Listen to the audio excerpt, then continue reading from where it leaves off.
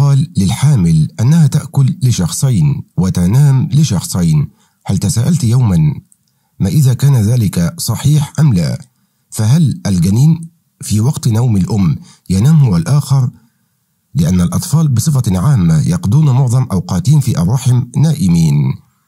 إن الأطفال فيما بين 38 و40 أسبوعا من الحمل يقضون ما يقرب من حوالي 95% من وقتهم في النوم، وغير مشروط وقت نومهم بوقت نوم الأم.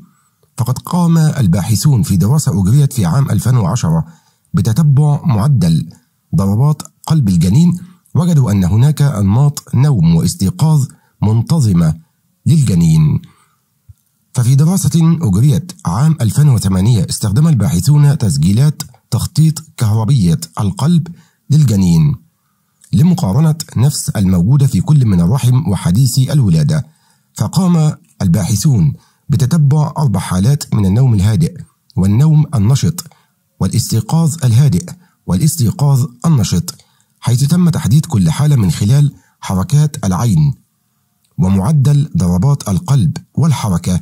وجدوا أن هناك أوجه تشابه في أنماط النوم الموجودة في الرحم، لكن الأطفال حديثي الولادة الذين أمضوا وقتا أطول في النوم أظهروا أنماط نوم أكثر نضجا مثل الأطفال حديثي الولادة، ما يعني أنهم ينامون أقل مما كانوا قبل الولادة.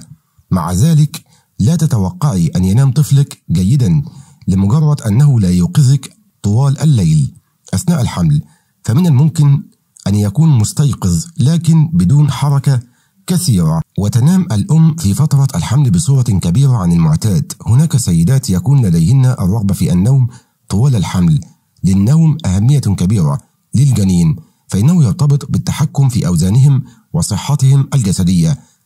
قام بعض الأطباء بعمل دراسة تفصيلية هي بمثابة مقارنة على ما يقرب من 450 امرأة أنجبن أطفالا يعانون من نقص الوزن. بالمثل قد وجدت الدراسة أنه مقارنة بالأمهات اللاتي لم يأخذن قيلولة، فإن النساء اللاتي أخذن قيلولة بعد الظهر لمدة ساعة تقريبا إلى 90 دقيقة كن أقل عرضة بنسبة 30% لإنجاب طفل بوزن منخفض عند الولادة. ووفقا لجمعية الحمل الأمريكية، فمع نمو طفلك وتقدم الحمل سوف يبدأ الطفل في التدحرج واللكم والركل أيضا. يمكن أن تستجيب حركات طفلك للضوضاء أو المشاعر أو الوضع غير المريح أو الأطعمة التي تأكليها أو أوقات النوم والاستيقاظ الخاصة بك. ووفقا لما قالت دينا بلومينفيلد، وهي معلمة الولادة المعتمدة من لامازا، يمكن أن تؤثر حركاتك على طفلك. تقول دينا: عندما تكون الأمهات مستيقظات فإن حركاتهن اليومية تساعد الطفل على النوم. إن المشي اللطيف والتأرجح والنشاط المنتظم يعمل على تشجيع الطفل على النوم. وعندما تكون الأم نائمة في الليل فإنها لا تتحرك كثيرا، لذلك يميل الأطفال إلى أن يكونوا نشيطين للغاية.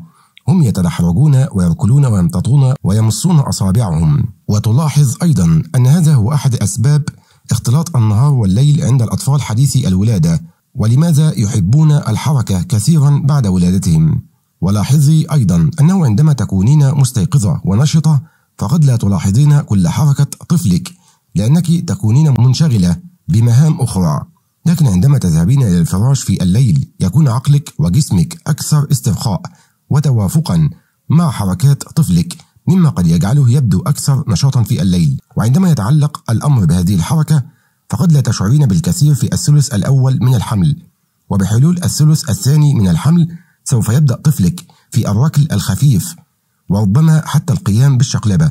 وبحلول الثلث الثالث من الحمل سوف تشعرين بطفلك أكثر عندما يبدأ في الركل واللكم، وأحيانا مص إبهامه. يقوم طفلك بما هو أكثر بكثير من مجرد النمو والركل في بطنك، حيث تتطور حواسه. فبحلول نهاية الثلث الثاني من الحمل وحتى الثلث الثالث سوف يكون طفلك قادر على سماع صوتك والبدء في حركات المص وفتح عينيه واكتشاف الضوء، سواء كان ذلك نتيجة استراحته الجيدة من النوم خلال يومك المزدحم بالحركة الهادئة. فأنت عندما تحاولين الحصول على قسط من النوم في الليل فقد تلاحظين احتفال طفلك في الداخل وقد تعتادي عليه أيضا.